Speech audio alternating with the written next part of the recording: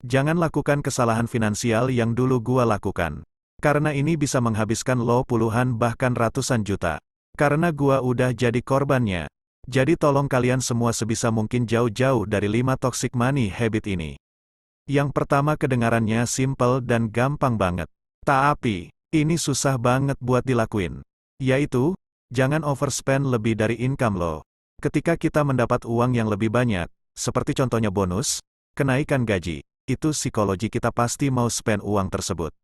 Padahal sebenarnya kita enggak mampu untuk afford barang atau sesuatu yang mau kita beli. Contohnya mobil, kalian pasti sering lihat mobil-mobil baru, banyak banget promonya, DP murah segala macem, dan ini sebenarnya adalah jebakan, di mana kita bayar murah hanya untuk DP-nya aja, dan mereka kasih DP yang luar biasa kecil, dan seolah-olah kita bisa afford hal tersebut, tapi sebenarnya kalian enggak mikir jangka panjangnya, di mana kalian harus bayar cicilannya, kalian harus bayar maintenance-nya, kalian harus bayar pajaknya, dan lain-lain, yang sebenarnya kita enggak bisa afford hal itu. Yang kedua, ini juga hal simple ya. Banyak orang bisa cari duit tapi mereka enggak bisa ngelola duit, yaitu budgeting, income, dan spending. Sebenarnya budgeting itu gampang banget, dan kebanyakan orang mengabaikan hal ini. Sebenarnya ini bisa sangat membantu kita untuk mengelola finance kita, dan gara-gara gua dulu enggak melakukan ini. Gua tuh banyak banget impulsive spending, reckless spending, dan akhirnya setiap bulan gua bisa kehabisan duit yang banyak, untuk hal itu. Dan gua enggak tahu duit itu kemana aja. Yang ketiga, lo enggak belajar money management, dan akhirnya lo enggak ngerti gimana caranya ngelola uang.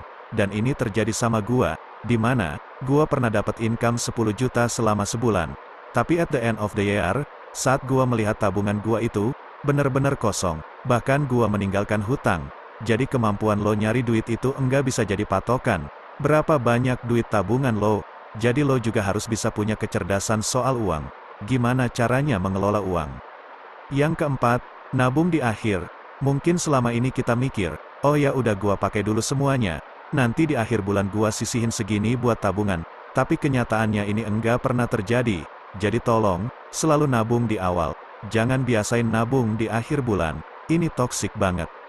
Yang kelima, semua keperluan, semua tabungan, semua duit lo ditaruh di satu rekening. Ini adalah recipe for disaster. Karena ketika lo menyatukan semuanya di satu rekening, dan itu kecampur, ibaratnya jadi benang kusut, dan ketika benang udah kusut lo bakal males banget untagletnya. Dan ini menjadi problem bagi semua orang termasuk gua, yang dimana ya udah, dibiarin kusut aja, dan akhirnya literasi keuangan dan keuangan lo semua berantakan. Jadi, gimana caranya kita bisa mengkategorikan uang kita ke beberapa rekening? Misalnya, 1 untuk spending, 1 untuk saving, 1 untuk emergency fund. Kesimpulannya sebisa mungkin kalian semua refleksi diri lagi dan hindari 5 toxic money habit tadi, supaya lo enggak rugi puluhan bahkan ratusan juta.